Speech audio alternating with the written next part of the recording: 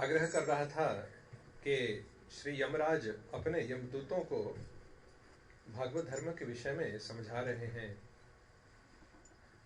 कि बड़े बड़े आचार्य जैसे याज्ञवल्क्य और जैमिनी, वे लोग स्वर्ग की इच्छा करते हैं, क्षणिक फलों की इच्छा करते हैं और वेद के कर्मकांड मार्ग में फंसे रहे हैं। उनको हरि कीर्तन करने की कोई इच्छा नहीं है और उनको धर्म, अर्थ, काम और मोक्ष का जो मार्ग है अधिक भाता है। किंतु बुद्धिमान जो है उनको हरि कीर्तन, हरि जो सबके हृदय में स्थित है, जो सारे गुणों का खान है, उनके कीर्तन बुद्धिमानों को भाता है और ऐसे बुद्धिमान प्रायः निष्पाप होते हैं। और यदि वो भ्रम के कारण भ्रमवश कोई ना कोई पाप भी कर दे तो उनका हरिनाम वो पाप को मिटा देता है। हमने पूर्व कथा में आग्रह किया था कि हरि का नाम लेना,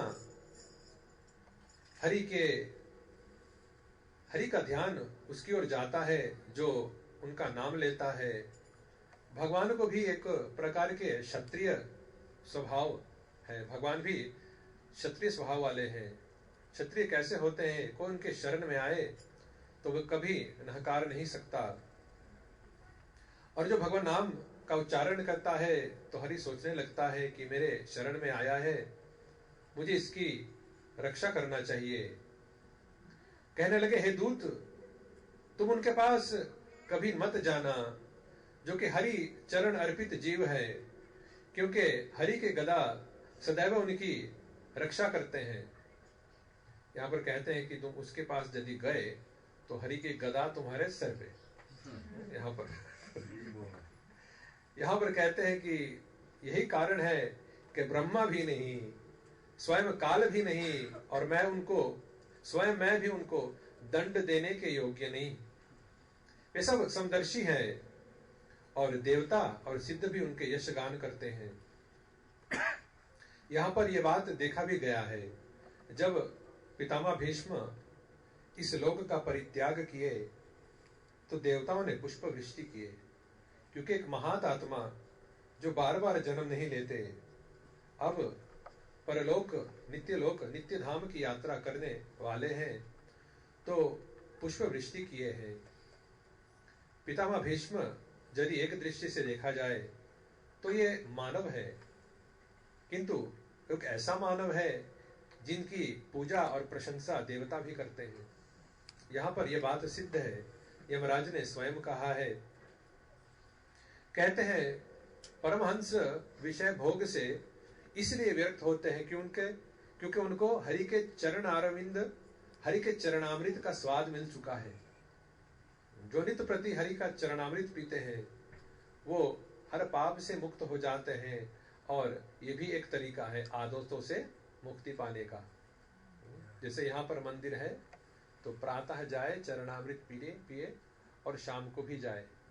एक बार मैं राजस्थान की यात्रा हम कर रहे थे, तो वहां पर जो चालक होता है और एक वो जो टिकट बनाने वाला होता है, उसके अंदर बहुत क्रोध आया।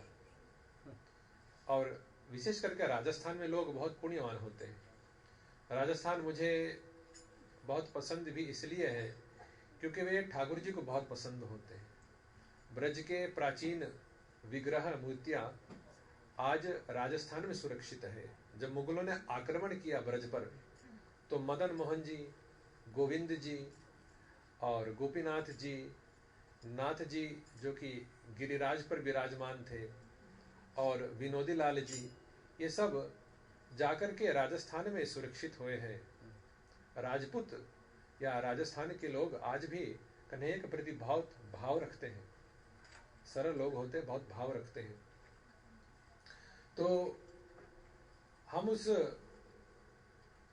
बस में बैठे थे और यात्रा कर रहे थे, तो उस टिकट बनाने वाले का, उसके पास बहुत क्रोध था। अब पीछे 2 लड़के बैठे थे और कहने लगे कि टीटी साहब, आप सुबह और शाम जाकर के माथा टेकिए, आपका क्रोध मिट जाएगा। और टीटी ने कभी गलत नहीं माना, वो थोड़ा नतमस्तक हो गया कि ये सही कह रहे हैं, आयु में मुझसे कम है किंतु उपदेश जो दिया है वो सही है। वो टीटी थोड़ा वृद्ध आदमी था। तो ऐसी धारणा है, ऐसी मान्यता है आज भी भारत में है, विशेष करके राजस्थान में। और हमारी माने तो कोई व्यक्ति भारत गया हो किंतु राजस्थान नहीं देखा हो तो कुछ नहीं देखा है भारत का। उत्तर भारत की जो इतिहास है राजस्थान से ही प्रारंभ होती है और उसकी समाधि भी राजस्थान से है। कुछ लोग यहाँ मुस्कुरा रहे, क्या राजस्थान के हो क्या? अच्छा। राजस्थान में प्रायः जितने भी राजवंश है, सूर्यवंशी और चंद्रवंशी, राजस्थान से उनका उत्पत्ति होता है। वहां पर जैसलमेर में चंद्रवंशियों का है, चंद्रवंशी कन्हैया लाल है, और बाकी जितने लगभग राजघराने हैं राजस्थान में सूर्यवंशी है। जयपुर के राजघराना भी सूर्यवंशी है, चित्तौड़ के राजघराने भी सूर्यवंशी है। सूर्यवंशी का अर्थ होता है रघुवंशी, समझे आप? रघुवंशी।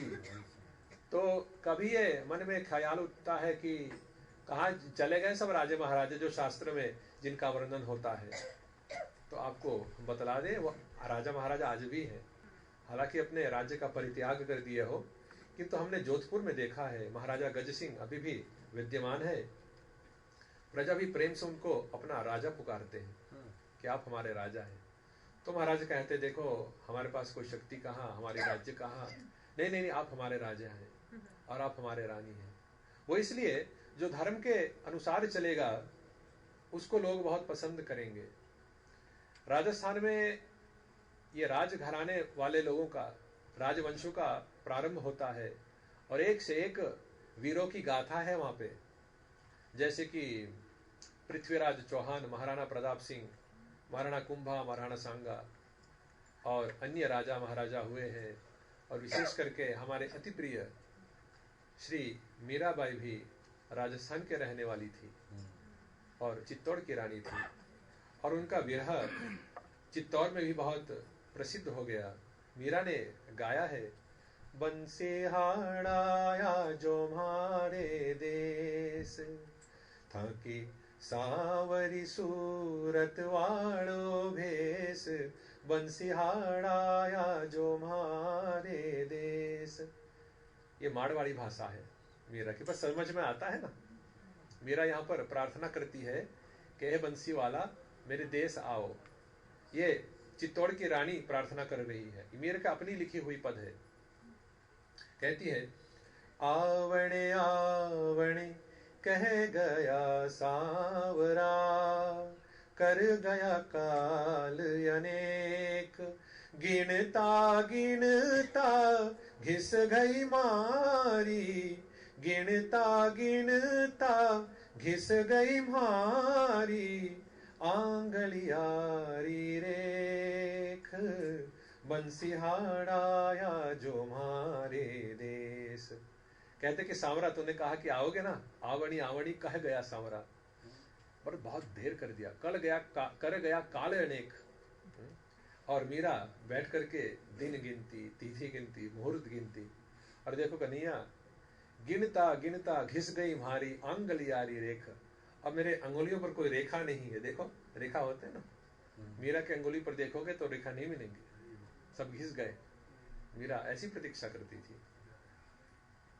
मुंह बैरागिणी आदि की, थारे मारे कद को सनेस, बिन पानी बिन यू बटनू, हो गई धोए सफेद, बंसीहाड़ाया जो मारे देश।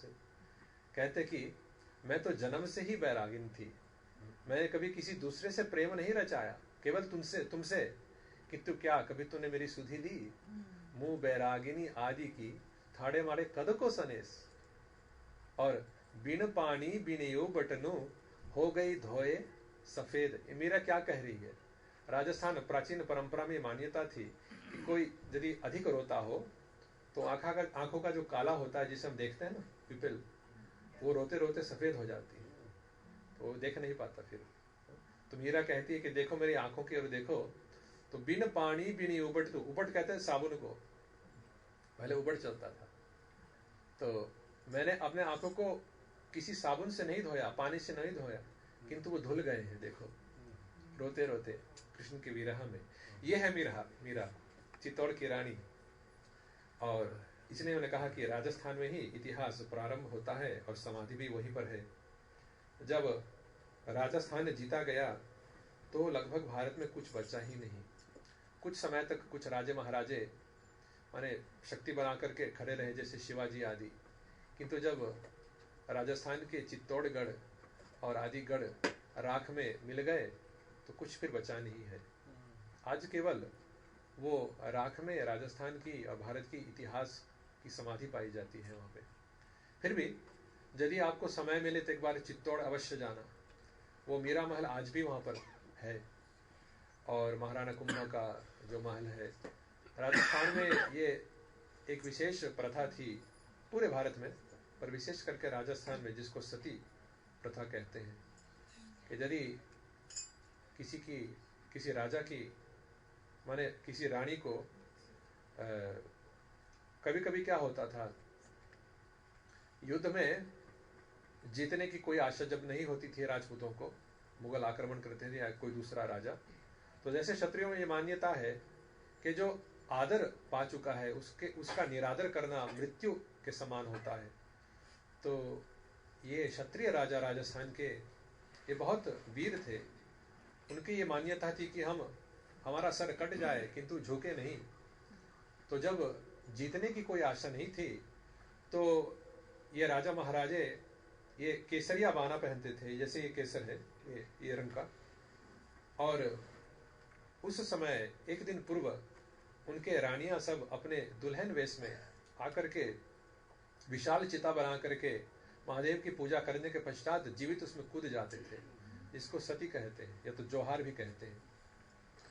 और इन राजाओं का, इन वीरों का कोई अब जीने का आधार ही नहीं है, कोई पत्नी नहीं बची, तो जाकर के सारे पोल खोल देते थे। पोल माने द्वार, कहते हैं ना किसी की पोल खोल देना, पोल उसको कहते हैं जो कि दुर्ग में द्वार लगा होता है, फोर्ट में जो द्वार लगा उसको पोल कहते हैं। आज भी पोल है, जैसे जाओगे जयपुर में तो है, जैसे कि दिल्ली का पोल आदि आदि, तो पोल खोल देते थे और युद्ध में ऐसे कूद जाते थे क्योंकि अब लौट कर नहीं आना है। तो हर एक वीर का अपना संकल्प होता था कि मरने से पूर्व मैं 50 को मारकर मरूंगा, और कोई महावीर हो तो 100 को मारकर मरूंगा। ऐसे इतिहास में पाया जाता है। अकबर जब घेरा लगाया चित्तौड़ पर और जब जीत नहीं पाया तो वहां पर 4 महीना तक बसा रहा, और जब राजपूत जोहार करने लगे और अकबर की सेना पर टूट पड़े तो अकबर की ही वो अकबरनामा में ये वर्णन आता है कि एक राजपूत 50-50 को मार करके मरता था। ये इतिहास है हमारे यहाँ पर। और महाभारत के युद्ध में तो प्रसिद्ध है, ये कोई बनावटी कहानियां नहीं है कि जैसे कि द्रोणाचार्य या अर्जुन एक बाण चलाता है तो आगे जाकर के 16 बाण बन जाता है। ऐसा आपने टीवी पर देखे होंगे। ये काल्पनिक की चीजें नहीं है, हमारे यहाँ पर आज भी शास्त्र है। एक मंत्र इंद्र द्वारा आता है, एक मंत्र जिससे एक बाण चलाने से वो 16 में बदल जाता है। और एक महादेव का एक मंत्र है जिससे एक बाण से वो 50 बाण बन जाते हैं। ये हमारे यहाँ पर ऐसे ऐसे युद्ध कला के ऐसे ऐसे मंत्र हुआ करते थे, किंतु उनको धारण करने के लिए कोई बचा नहीं, कोई क्षत्रिय, क्योंकि ऐसे मंत्र और ब्रह्मास्त्र के मंत्र किसी साधारण व्यक्ति को दिया नहीं जाता, किसी महापुरुष को दिया जाता है। वैसे तो धारण करने वाला कोई नहीं रहा, किंतु वो मंत्र आज भी है। किंतु दुख की बात है कि लोग इसको धारण नहीं करना चाहते, सभी माइक्रोसॉफ्ट के पीछे चल रहे हैं। दक्षिण भारत के प्रायः जो ब्राह्मण है, मैं किसी की निंदा नहीं करना चाहता, क्योंकि अब देखो धर्म की आस्था नहीं रही और राजनीति वाले धर्म के प्रति किसी की आस्था बढ़ने नहीं देते। तो ब्राह्मणों की जो जीविका थी कि लोगों को धर्म में प्रोत्साहित करे, यज्ञ द्वारा आदि करे, वो कराता नहीं कोई। अब ब्राह्मण का काम ही है यज्ञ करना, यज्ञ कराना, पढ़ना और पढ़ाना, और दान देना, दान ग्रहण करना। और यदि इनका धर्म ही नहीं बचा, कर नहीं पाए, तो बेचारे क्या करेंगे? अब बच्चे को तो खिलाना है, परिवार की भरण पोषण के ऊपर ध्यान दे करके इनको कोई ना कोई जीविका लेना ही होगा। और यही कारण है कि बेंगलोर में जितने ब्राह्मण हैं उसमें से लगभग 60% तो माइक्रोसॉफ्ट के सेवक बन गए हैं। और सभी जानते हैं कि आज का जो सॉफ्टवेयर है वो सिलिकॉन वैली से जो आता है वो ब्राह्मणों द्वारा लिखे गए हैं। ये है कि बेंगलोर के ब्राह्मण माइक्रोसॉफ्ट के ब्राह्मण बन गए। ऐसे होता है कलयुग में, क्या करें? यदि धर्म नहीं रहा और धर्म की प्रति आस्था ही नहीं बची तो ऐसे ऐसी चीज दिखाई देते हैं। यहां पर यमराज बताते हैं आगे कि उन परमहंस जो भगवान के चरणामृत पीते हैं और भगवान के चरणामृत पीने के कारण वो विषयों से मुक्त हो जाते हैं। केवल मेरे पास उन लोगों को लाना जो कि मुकुंद के चरण अरविंद और उनके चरणामृत पीने से विमुख होते हैं, जिनको हरि के चरणामृत अच्छे नहीं लगते, उनको केवल गृहस्थाश्रम में विषय भोग ही अच्छे लगते हैं, और जिनके लिए नरक का मार्ग निश्चित है उनको मेरे पास लाना। कहते हैं कि हे मेरे दूत, जो जिनके जिह्वा पर कभी श्री कृष्ण का नाम नहीं आता, उनका गुणगान नहीं आता, जिनके हृदय में श्री कृष्ण के चरण के चेतना कभी नहीं आता, जो कभी भगवान के स्मरण नहीं करते, जो कभी हरिनाम नहीं करते, जो कभी विष्णु आराधन नहीं करते और अपने वर्णाश्रम धर्म का पालन नहीं करते, उन मूर्खों को मेरे पास लाओ। हमने पूर्व कथा में एक संकेत मात्र बतलाया था कि जल जाए जिह्वा पाप में राम के बिना। ये पंक्ति अवध की है। यहाँ पर प्राय लोग जो सरिनाम के हैं सब उत्तर प्रदेश के होंगे, या तो राजस्थान के, या तो फिर बिहार के, लगभग लोग ऐसे ही हैं। तो जो परंपरा है इन तीनों प्रदेश में प्रायः ये अयोध्या की है, राम जी की भक्ति। तो ये पद भी वही की है, जल जाए जिह्वा पाप में राम के बिना। तो यहां पर भी वही बात कहते हैं यमराज। फिर अंत में यमराज जी स्वयं हाथ जोड़ करके क्षमा मांगे हैं हरि से कि हे हरि, जब कोई सेवक भूल करता है तो भूल स्वामी पर पड़ता है, इसलिए मैं क्षमा चाहता हूं कि मेरे सेवक अजामिल को लाने की भी चेष्टा किए, हरि को अपने दूत भेजना पड़ा। यम के दूत और हरि के दूत, इनके बीच विवाद हुआ था। कहते हैं यहां पर कि जब यमराज के मुख से यमदूतों ने ऐसे हरि के कीर्तन और हरि का यशगान की प्रशंसा सुने हैं तो आश्चर्यचकित रह गए। और उस समय से जब भी कोई यमदूत वैष्णव देखता है तो भयभीत होकर के दूसरी ओर देखने लगता है। कहते हैं यहां पर सुखदेव आगे कहने लगे कि जब अगस्त्य ऋषि मलय पर्वत पर हरि की आराधना कर रहे थे तो हम वहां पर पधारे थे, और अगस्त्य ऋषि ने साक्षात अपने ही मुख से मुझे ये कथा सुनाए हैं। परीक्षित पूछने लगे, हे भगवान,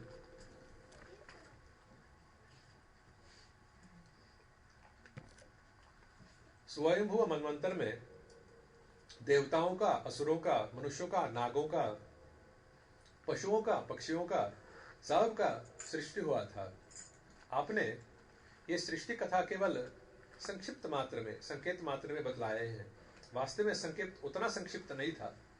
जो पूर्व सप्ताह सुने हैं वो पता चलता है कि ब्रह्मा जी जब सृष्टि करने लगे तो कैसे कैसे उनके शरीर में से अनेक अनेक जीव जंतु प्रकट हुए हैं।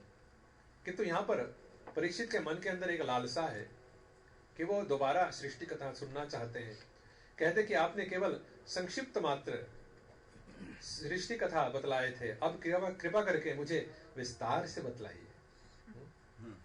आप ये मुझे बतलाइए कि किस शक्ति द्वारा भगवान ये सृष्टि करते हैं। अब देखिए यहां पर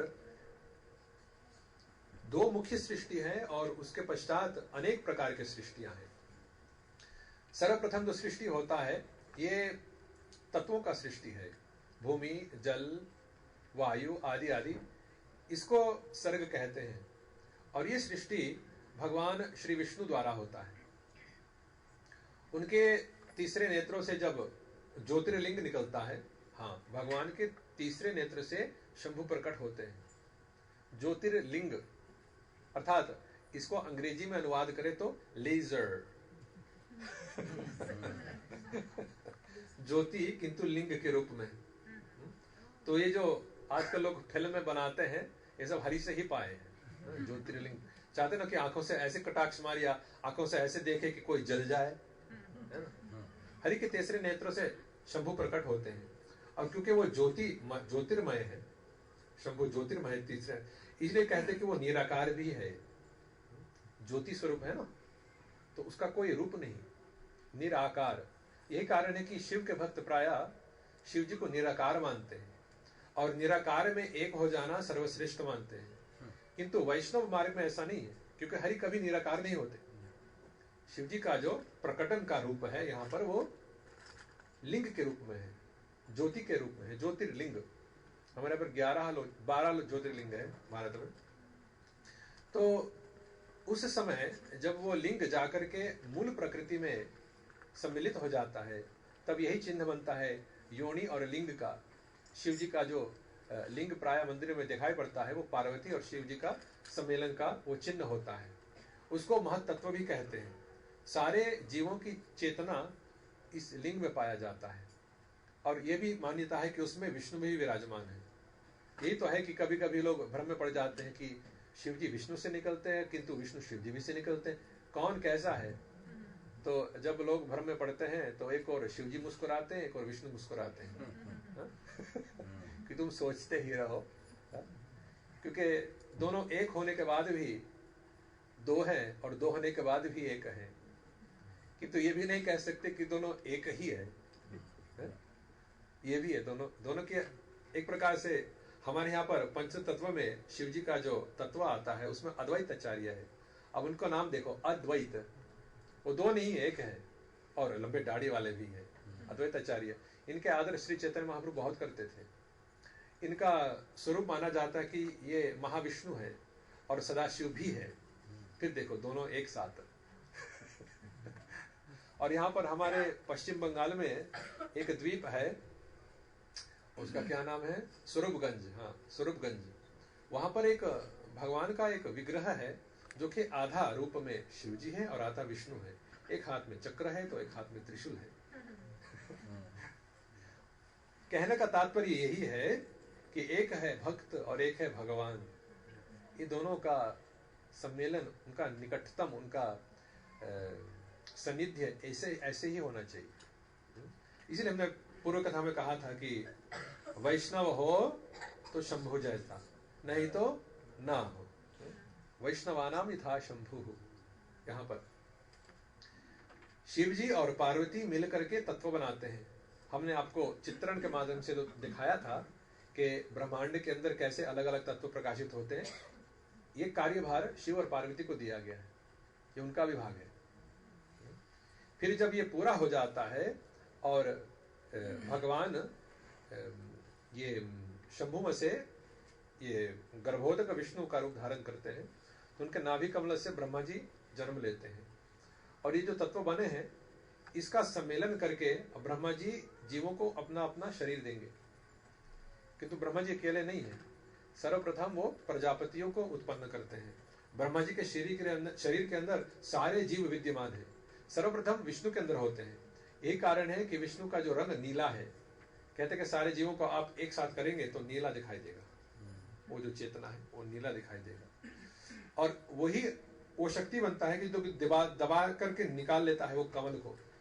हमारे यहाँ पर कोई स्त्री गर्भवती होती तो कमल नीचे अंदर की ओर जाता है, और हमने वैद्य से भी पता किया, डॉक्टर से कहा बिल्कुल कमल जैसा ही होता है, किंतु वो अंदर में होता है। उसको क्या बोलते हैं, क्या बोलते हैं उसको नीलंस भाषा में, क्या बोलते हैं, हाँ ऐसे कुछ कहते हैं, प्लासेंटा ऐसे कुछ, पता नहीं क्या बोलते हैं उसको। तो वो वास्तव में एक कमल का उनका रूप है जो जिसमें से संतान उत्पन्न होते हैं। किंतु देवों के लिए और भगवान विष्णु के लिए वो अंदर में नहीं जाता, पेट के अंदर नहीं, पेट के बाहर जाता है। और कमल के रूप में जब कमल खुलता है तो उस पर भगवान का पहला संतान चतुर्मुखी ब्रह्मा जी जन्म लेते, ऐसा है। फिर ब्रह्मा जी से प्रजापतियां जन्म लेते हैं, क्योंकि ब्रह्मा जी चाहते हैं कि संसार को जीवों से भरना है। अकेले करेगा तो बहुत समय लगेगा, इसलिए सहायक रूप में प्रजापति चाहिए। कश्यप, मरीच, पुलस्त्य आदि आदि प्रजापति उनमें से निकलते हैं, और ये फिर अनेक जीवों को अपने अपने रूप देते हैं। फिर आगे जाकर के राजवंश आते हैं और अलग अलग वंश आते हैं, उसमें से अनेक जीवों को अपना अपना रूप प्रदान होता है। जैसे स्वयंभू मनु, उनके वंशावली में कई बार भगवान ने अवतार धारण किए। प्रियव्रत, उत्तानपाद और ये ध्रुव महाराज के और प्रियव्रत के वंश में भगवान कई बार आए, और हर मनु भगवान विष्णु के अवतार माने जाते हैं। यहाँ पर ये सिद्धांत है। तो परीक्षित का ये पूछना है कि आप मुझे सब विस्तार से बतलाइए। स्वयंभू मनवंतर के विषय में आपने तो कह चुके हैं, किंतु केवल एक मनवंतर नहीं होता है, अनेक मनवंतर होते हैं। ब्रह्मा जी के एक दिन में कितने मनवंतर हैं? 14 फिर 3 मनवंतर होते हैं। उसमें से कौन सा मनवंतर चल रहा है इस समय?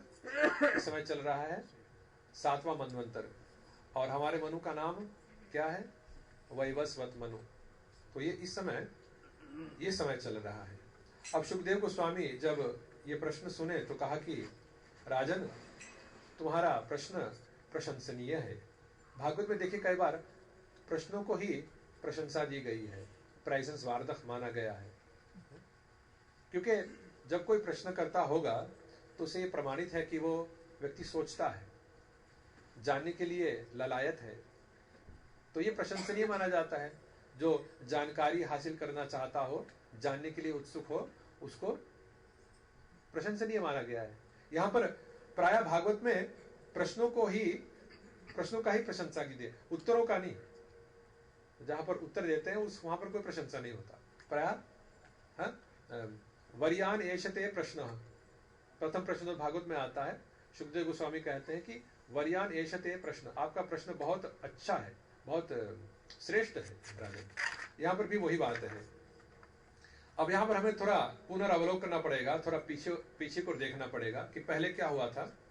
क्योंकि अब सुखदेव गोस्वामी एक छोड़ी हुई इतिहास को दोबारा उठा करके उसका वर्णन करेंगे।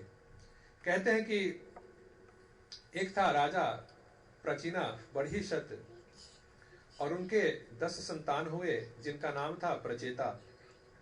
ये अपने पिता के आज्ञा अनुसार गए थे तपस्या करने, क्योंकि प्राचीना बर्हि ने कहा था तुम्हें गृहस्थ आश्रम के लिए योग्य बनना पड़ेगा। आज की ऐसी कोई धारणा नहीं है कि शादी से पूर्व हम तपस्या करें, नहीं। लड़की अच्छी लग गई तो चलो लगन मंडप लगा लो, और कोई ज्योतिषी का भी कोई कुछ पूछता नहीं आजकल। फिर शादी हुआ 2 हफ्ते बाद फिर कट्टी हो गई, ऐसे होता है। आप हंस रहे पर बहुत बहुत आंसू बहाते हैं लोग, और हंसी भी होती है संसार में, है ना। क्योंकि शादी करने से पूर्व आपको योग्य बनना चाहिए। अब मैं देख रहा हूं जो लोग सो रहे थे जग गए आप। शादी की बात आन पड़ी तो हाँ, ये मेरे ऊपर लागू होता है। ब्रह्मचारी कहो तो शादी, हाँ कहाँ शादी के लिए योग्य बनना पड़ा, तो जाकर के उनके पिता ने कहा शादी आन पड़ी तो जाकर पहले तपस्या करो। और कैसी तपस्या? 10,000 वर्ष की तपस्या करो, तब जाके शादी के लिए योग्य बनो। आजकल ऐसा तो होता नहीं। योग्यता कैसे? जो तपस्या करेगा, और ये धारणा है कि पिछले जन्मों का कर्म जो हमारे जीवन में बाधा बन सकता है, इस तपस्या से नष्ट हो जाएगा। और यदि आधुनिक काल में हमने कुछ दोष किया है और बाधा बनेगा, जैसे मान लो जीविका में बाधा हो, या सुख और शांति की कोई बाधा हो पाने का, तो तपस्या करने से ये नष्ट हो जाएगा। और हमने ये भी देखा है कि जो ब्रह्मचार्य बहुत अच्छी तरह से निभाता है, ब्रह्मचार्य व्रत को अच्छी तरह से निभाता है, तो इतना पुण्य अर्जित कर लेता है वो कि गृहस्थ आश्रम में प्रवेश करने के पश्चात उसको या तो काम नहीं करना पड़ता है, और या तो थोड़ा से काम करेगा तो फल अधिक होता है। कोई संकट नहीं, कोई कठिनाई नहीं। आमदनी का, जीविका के लिए। तो यहाँ पर ये मान्यता है, इसलिए हमारे यहाँ पर गुरुकुल में जो शिक्षा दी जाती थी, ब्रह्मचारियों को तपस्या करना परम आवश्यक होता था, भिक्षा पर जीते थे। और उस समय भी शरीर बहुत कमजोर नहीं होता। अब देखिए बच्चों को, हम प्रायः देखते हैं कि बड़े लोगों को, बूढ़े लोगों को खाने के पश्चात आलसी होने लगती, सोने लगते, कि तू बच्चों को खिलाओगे तो और कूदेंगे और उछल कूद मचाएंगे। उनका शरीर ही ऐसा है। तो उस समय उनको अनेक प्रकार की, जैसे कि कंबल आदि या तो बिस्तर की आवश्यकता नहीं पड़ती, कहीं लेट गया तो सो जाएगा। तो ये समय ब्रह्मचर्य के लिए बहुत लाभदायक है, बहुत अनुकूल है उस समय ब्रह्मचार्य तपस्या के लिए। और यदि बच्चों में हम ये तपस्या की रुचि लगा दिए तो फिर कहना ही क्या, क्योंकि गृहस्थ आश्रम का यह अर्थ नहीं है कि हम धर्म नहीं निभाएंगे। गृहस्थाश्रम में गृहस्थों का धर्म बनता है कि भिक्षुकों का रक्षा करना, सन्यासियों का, भिक्षुक जिसको बोलते हैं, उनकी रक्षा करना और उनकी पालन पोषण भी करना। तो वैसे वो पुण्य अर्जित करते हैं, और गृहस्थ भी पुण्य अर्जित करते हैं अपने धर्म निभा करके। प्रातः मंगल आरती करेंगे, भगवान की सेवा करेंगे, और जो भी खाना है वो भगवान को पहले चढ़ा करके खाएंगे, भोग लगा करके खाएंगे, तो पुण्य अर्जित हो जाता है। और इस पुण्य से उनकी गृहस्थ आश्रम भी बनी रहती है, और उनको योग्यता प्राप्त होती है कि अगले आश्रम के लिए तैयारी हो, वानप्रस्थ। जब चमड़ी सूखने लगता है और बच्चे बात नहीं सुनने लगते हैं और अपने मनमानी करने लगते हैं और विवाह के लिए इधर उधर जाने लगते हैं, ऐसा समय आएगा, सबके लिए आएगा, हमारे लिए तो नहीं पर आपके लिए आएगा। तब सोचने लगे भैया अब घर खाली हो गया है, कन्यादान कर चुके हैं, लड़का भी चल गया है, अब हम क्या बैठ करके करें, सौंदर्य शरीर का भी नहीं रहा है, नया रोमांस चालू नहीं हो सकता, तो अब हम चले भजन करो। इसको वानप्रस्थ कहते हैं। और प्रायः इस पर लोग कभी कभी सोचते हैं कि एक प्रकार से प्रश्न उठा था कि दनहाक इस जगह में कोई बयादत हाउस बनाए, वृद्धाश्रम बनाए। तो कुछ लोग इसका विरोध किए कि ऐसे नहीं हो सकता, माता को घर में ही रखना चाहिए, नहीं तो कहेगा लोग कि अरे देखना इसको वृद्धाश्रम में ठेल दिया। ठेली ठेला हो गया। किंतु ऐसी धारणा सही नहीं है। हमारे यहाँ पर परंपरा है कि जब 50 आयु हो जाए तो 50 ऊर्ध्वम वनम व्रजेत।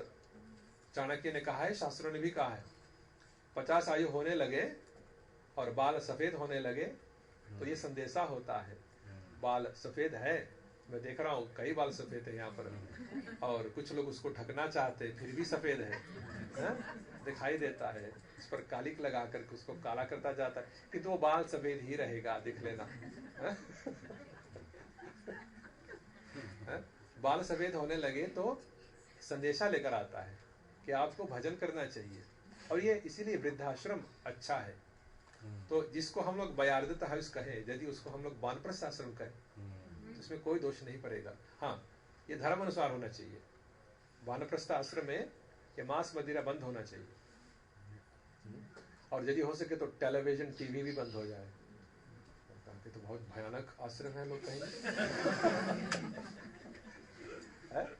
किंतु यदि आप अपने पूर्व कर्म या दुष्कर्मों से मुक्त होना चाहते हैं तो ऐसी तपस्या करना चाहिए, मन को शुद्ध करना है।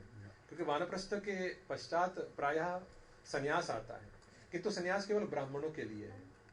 जो क्षत्रिय जाति, वैश्य जाति होते वानप्रस्थ तक ही जाते हैं और वहीं पर प्राण छोड़ते हैं, फिर हरि के चरण प्राप्त करते हैं। तो यहाँ पर ऐसा है, यहाँ पर प्रशंसा की गई है भागवत में, जो प्रश्न दी गई है। और प्राचीनावर ही अपने 10 पुत्रों को जाकर के योग्य बनो, और योग्य बनने के पश्चात जब आओगे तो तुम्हें मैं अपना राज्य प्रदान करूंगा। मेरे पुत्र 10 पुत्र थे, वो जाकर के एक तालाब में, कहीं कहीं कहते हैं कि दक्षिण भारत में था, कहीं कहीं कहते हैं कि हिमालय पर्वत के पास में ही है, परंतु हिमालय पर्वत के पास कोई सागर नहीं है और यहाँ पर सागर का वर्णन आता है। इसका तात्पर्य यह है कि शास्त्र विरोधाभास नहीं कह रहा है। इसका तात्पर्य है कि कहीं किसी कल्प में वो दक्षिण में थे और किसी कल्प में उत्तर में थे। तो यहाँ पर जैसा भी हो, उन्होंने उस तालाब के तल पर जाकर के तपस्या किए हैं और शिव जी से दीक्षा भी पाए हैं। जब भगवान ने उनको दर्शन दिए तो आशीर्वाद के साथ साथ कहे हैं कि देखो तुम सबको एक संतान प्राप्त होगा। वास्तव में वो दक्ष महाराज है जो कि ब्रह्मा जी के समान होगा और वो धीरे धीरे इस पूरे ब्रह्मांड को प्रजा से भर देगा। यह आशीर्वाद एक प्रकार से इस प्रकार है कि हरि यहां पर कह रहे हैं कि हे प्रचेतागण, तुम्हारे वंशावली कभी नष्ट नहीं होगा। देखना पहले दक्ष महाराज कितने दक्ष हैं। दक्ष कहते हैं एक्सपर्ट को, जो बहुत कुशल हो, एक्सपर्ट हो, उसको दक्ष कहते हैं। और आगे कहने लगे कि देखो प्रचेता, तुम 10 लाख वर्ष तक इस पृथ्वी और स्वर्ग का भोग करोगे, जो कि एक मनवंतर से भी लंबा है। फिर उसके पश्चात वैराग्य धारण करोगे, वैराग्य प्राप्त करोगे, हरि भक्ति प्राप्त करोगे और मेरे पास पहुंच जाओगे। हरि का ये वरदान था। जब प्रचेता परिषद के 10 पुत्र प्रचेता जल से बाहर आए, अब कथा वहीं से आगे निकलती है। सुखदेव गोस्वामी कहते हैं जब वे उस तालाब से बाहर आए भगवान के आशीर्वाद प्राप्त करने के पश्चात, तो देखा कि पूरी पृथ्वी वृक्षों से भर गया है। वृक्षों से भर गया है। जब कोई वृक्षों को ना काटता हो तो ये पूरी पृथ्वी वृक्षों से भर जाएगा। और इसके कारण पवन की गति रुक गई थी, पवन का बहना रुक गया था, वायु बह नहीं रही थी।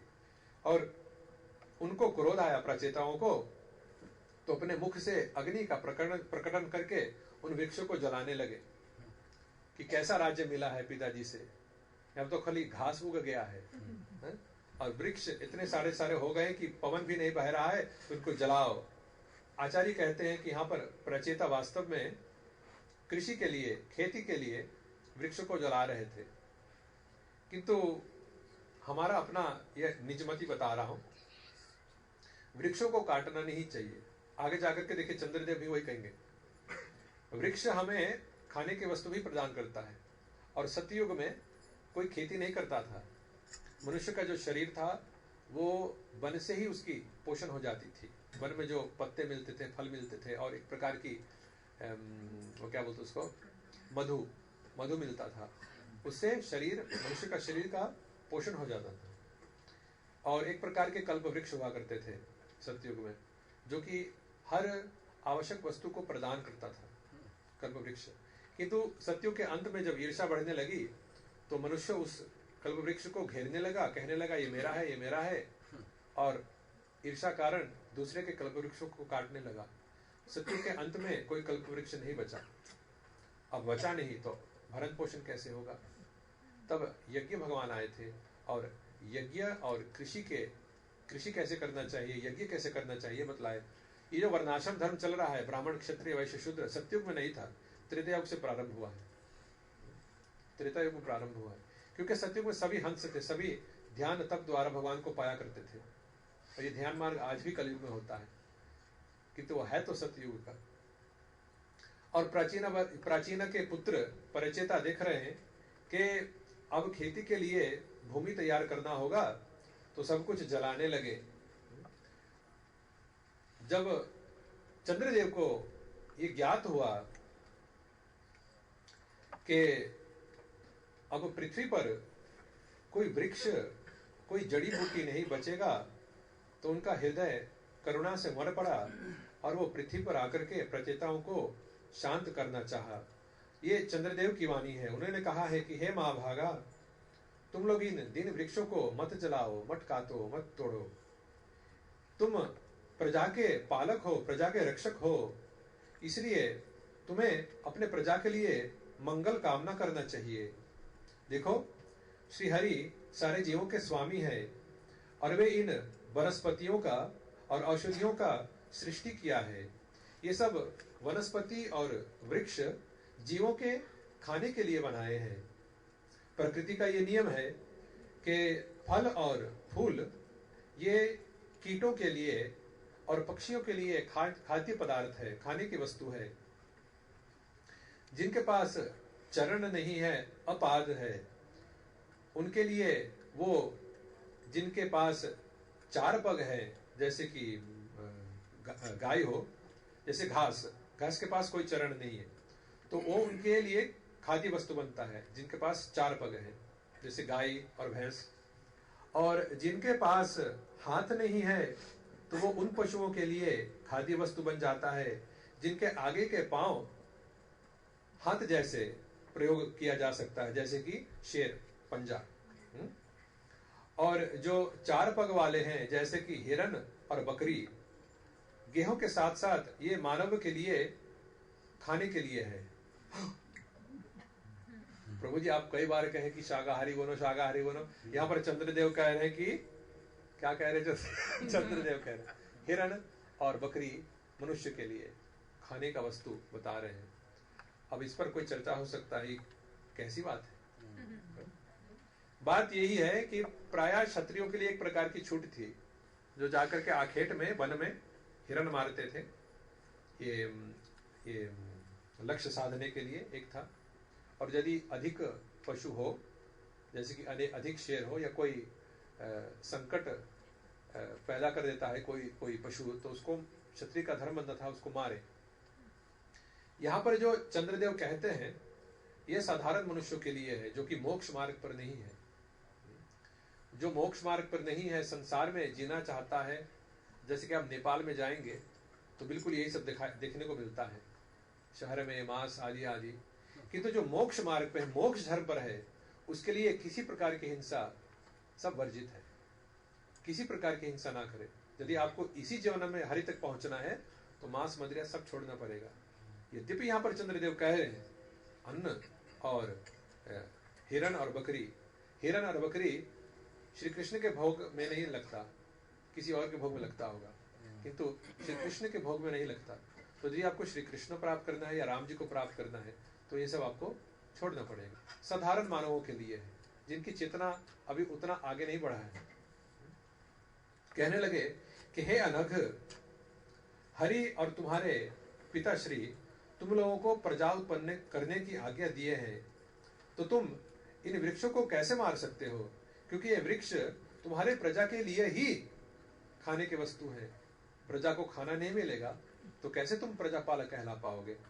कहने लगे तुम्हारे पिता और पितामह और प्रपितामह सभी सात्विक मार्ग अपनाए हैं और प्रजा के पालक बने हैं।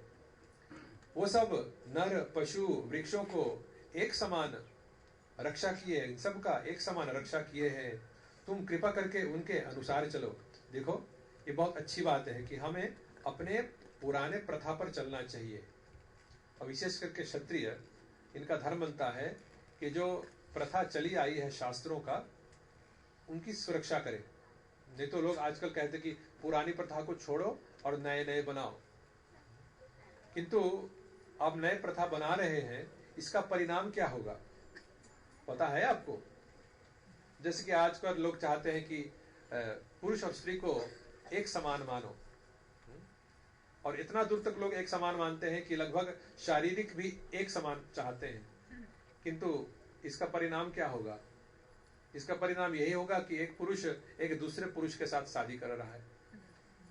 हो सकेगा क्या? किंतु ऐसी धारणा है। आज देखिए लोग सोचते कि ये समानता, समान नहीं, हरि ने समान नहीं बनाया पुरुष और स्त्रियों को। स्त्रियों के अंदर अधिक ममता दी है और पुरुषों के अंदर अधिक अभिमान दिया है कि नहीं? तो एक समान कैसे हो सकता है? समानता बनाना चाहोगे तो उसका अर्थ ये होगा कि पुरुष को लहंगा पहनना चाहिए और स्त्री तो पहने से ही जीन्स पहनने लगी है। ये बात है। किंतु समानता की जब प्रश्न आती है तो कोई यही नहीं कहता कि मेरे पति देव लो साड़ी पहन लो, लहंगा पहन लो, घाघरा लगा लो, चोली लगा लो, कोई नहीं कहता। ये बात है। समानता एक प्रकार की संभव है कि संभव नहीं। समानता इसमें कि सभी चाहे तो भगवान को प्राप्त कर सकते हैं, किंतु शारीरिक समानता बनाओगे तो हंसी की विषय है। ये हंसी का विषय है, शारीरिक समानता। अब पुरुष भी पायल पहनकर चलने लगे, श्रृंगार करे, ओढ़नी पहनने लगे, कैसा होगा? उसको पुरुष नहीं कहते, कुछ और कहते हैं। आपको पता होगा, आगे मैं व्याख्या नहीं करना चाहता। कहने लगे यहाँ पर कि आप भी अपने पूर्वजों के प्रथा के अनुसार कार्य कीजिए और उनके जो बनाए हुए प्रथा है उनके अनुसार चलो, अन्यथा तुम्हारा कुल कलंकित होगा।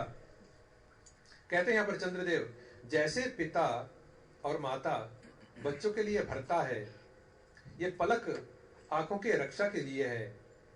पति अपनी पत्नी की भरता है, भरण पोषण करता है। गृहस्थ रक्षक और भरता है भिक्षुओं का, जैसे कि सन्यासी और ब्राह्मण।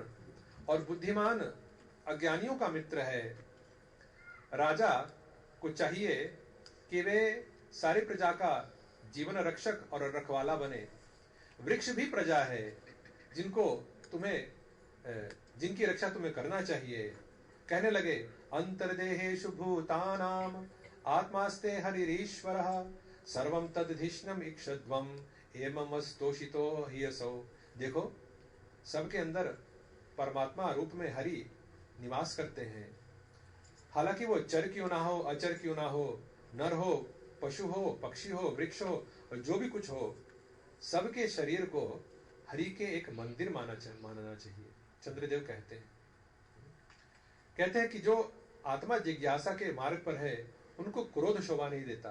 क्रोध बिल्कुल एक बिजली के समान है, अचानक आ जाता है। जब किसी का अभिमान में कोई चौंकने लगता है, कोई जैसे कि उकसाता है, तो तुरंत बिजली जैसे क्रोध आने लगता है।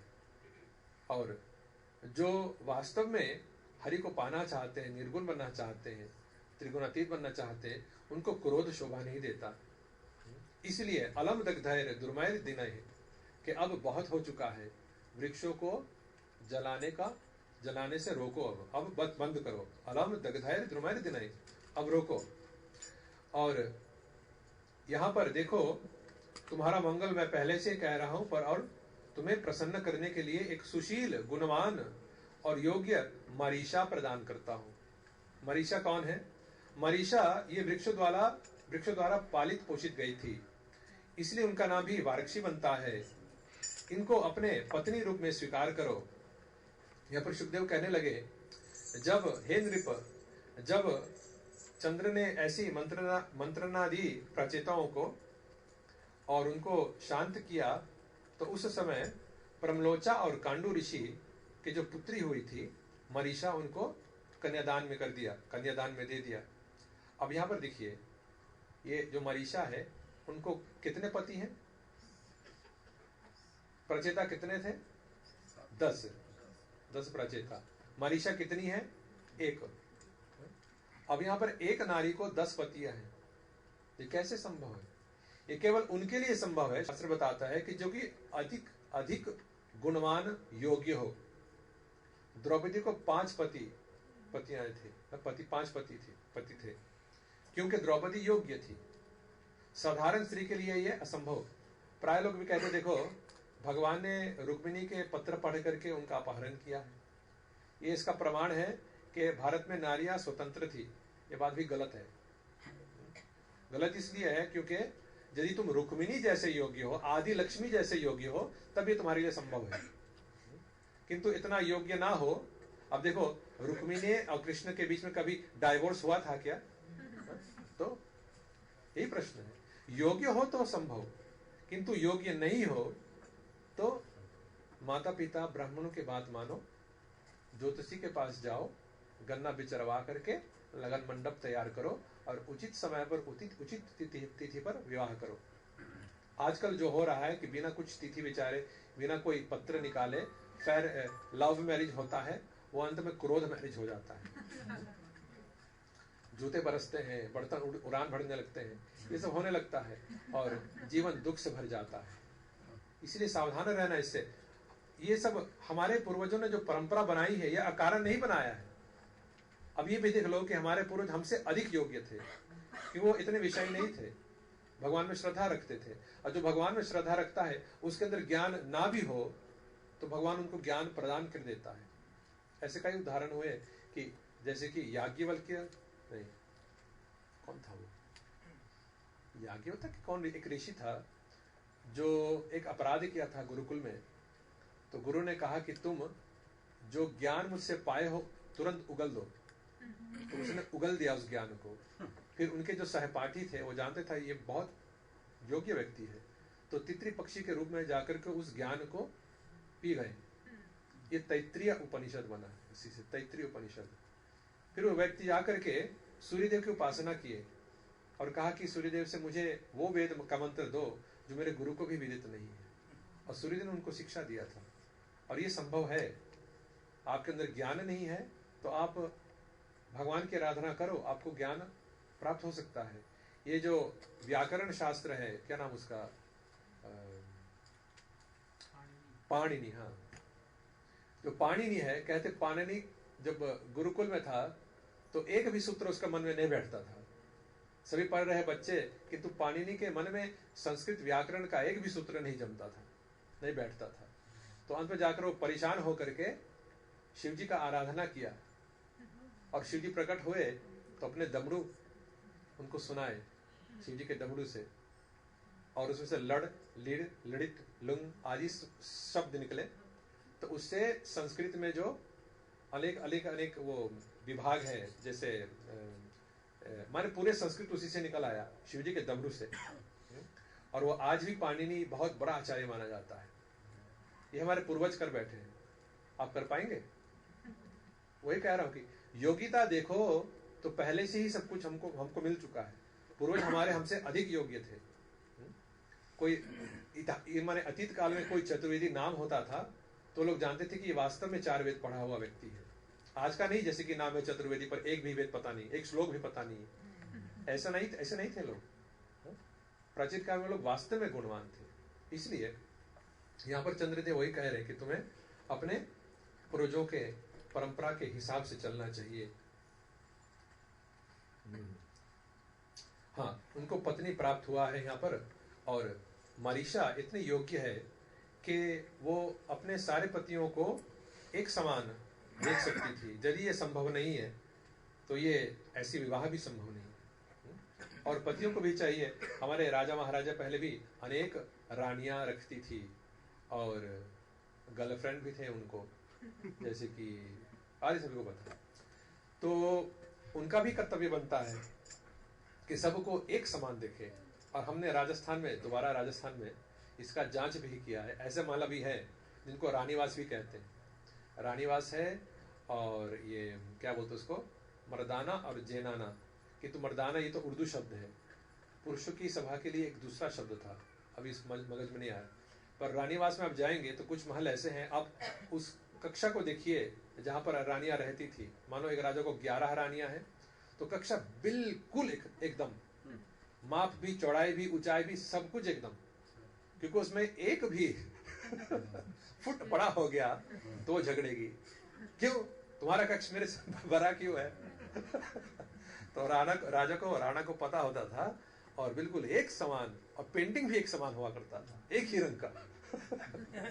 कि प्रमाणित हो जाए कि सारे रानियों को एक समान देख रहा है। और उस समय भी लोग एक घर बनाते थे, एक कक्षा बनाते, जो आजकल कोई नहीं बनाता। उसका नाम क्या था? कोप भवन। गुस्सा घर। यदि झगड़ना हो तो किसी के सामने नहीं झगड़े, उस कक्षा में जाए और वहां पर झगड़ करके फिर निकले शांत होकर। प्राचीन काल में लोग ऐसे घर बनाए थे, किंतु आज देखो भरे बाजार में झगड़ा करते हैं, और परवाह नहीं कि सारा समाज घेर लिया है, देख रहा है, फोटो लगा रहा है, इंटरनेट पे भेज रहा है, कुछ परवाह नहीं। इतिहास में ऐसा था, लोगों को पता था। यहाँ पर इस कथा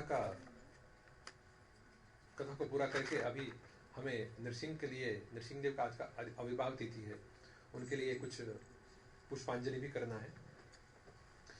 संक्षिप्त में बताते हुए, मरीषा को जब प्राचीनों ने प्राप्त किया तो दक्ष प्रजापति का दोबारा जन्म हुआ 6ठ मनवंतर में। ये दक्ष प्रजापति ब्रह्मा जी के पुत्र हैं और बहुत कुशल थे, किंतु उनके हृदय में शिव जी के लिए कोई स्थान नहीं था। किंतु हमारे लिए तो है ना, आपके हृदय में शिव जी के लिए स्थान है कि नहीं? वैष्णव हो तो, नहीं तो ना। वही हनुमान जी के रूप में आए थे। किंतु एक बार क्या हुआ, ये दक्ष एक बहुत बड़ा यज्ञ का अनुष्ठान किया, उसमें सारे देवताओं को बुलाए और भूत भावन, भगवान भूत भावन को भी बुलाए। भगवान भूत भावन सदैव हरि के स्मरण में रहते हैं। वहां पर वो बैठे थे एक जगह पर, तो यहाँ पर अध्यक्ष महोदय निकल आए उस यज्ञ का, वो दक्ष महाराज था। और दक्ष जब आए तो उनके लिए सब खड़े हो गए। ब्रह्मा जी खड़े नहीं हो क्योंकि वो पिता है, और शिव जी भी नहीं खड़े हुए, वो तो हरि स्मरण में लगे थे। दक्ष देख रहा है सभी उठे हैं, किंतु ये शिव, ये मेरा दामाद है, और दामाद हमने इसको अपनी कन्या दी और ये उठ नहीं रहा है, तो लगे उठ पटांग बोलने।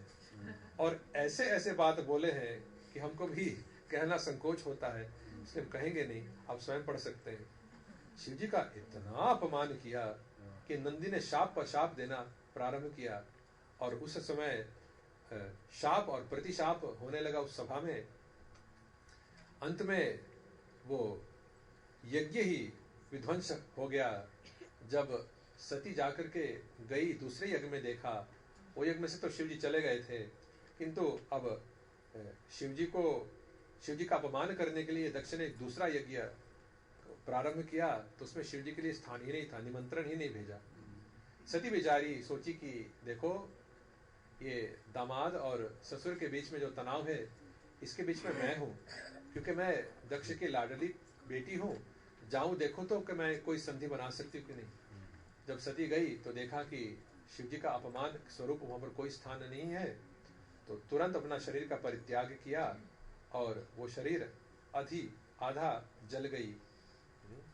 जब शिव जी को यह संदेशा मिला कि अब सती नहीं रही, तो शिव जी क्रोध के मारे हंसने लगे। हंसते हंसते उनके जटा में से एक बाल निकाल करके पृथ्वी पर ऐसे ही फेंका, और उसमें से एक असुर पैदा हो गया, वीरभद्र। ये शिव जी का क्रोध का अवतार है। और वीरभद्र को आज्ञा दी, तुम जाओ और दक्ष का सर उसके धड़ से अलग कर दो। वीरभद्र गया वहां पे, देखा कि उसके स्वामिनी अब नहीं रहे। जो शिव जी ने गण भेजे थे सती के रक्षा के लिए, वो सब तैयार हो गए, अब दक्ष नहीं बचेगा। किंतु वहां पर भृगु ऋषि ने एक स्वाहा किया, और रिपु देवता आकर के जो यज्ञ की रक्षा करते हैं, उन गणों को वहां से भगा दिए। वीरभद्र आया तो वहां पर घमासान युद्ध हुआ, देवताओं को भी नहीं छोड़े। अंत में जाकर के वीरभद्र ने दक्ष के सर को काट करके उसी हवन कुंड में स्वाहा कर दिया, और दक्ष इस प्रकार वहां पर नहीं रहा। तो ब्रह्मा जी और देवता आदि शांत करने के लिए गए शिव जी के पास। शिव जी के मन में अधिक दुख था, क्योंकि सती केवल पत्नी नहीं, अर्धांगिनी है। शिव जी ने अपना आधा अंग पार्वती को दे रखा है, तो उसका मन बहुत दुखित था। और जब मन दुखित हो तो हरि कथा में जाना ही चाहिए। पाए सब कि शिव जी ऋषियों के मध्य बैठे हुए हरि कथा सुना रहे हैं, देवता ने उनको प्रसन्न किए। तो शिव जी ने कहा, देखो, यदि एक किसी पशु का मस्तक उसको प्राप्त हो जाए तो दक्ष पुनर्जीवित हो सकता है। वहां पर एक बकरी चल रहा था, उसका सर काट दिया और दक्ष पुनर्जीवित हो गया। तब दक्ष को बोध हुआ,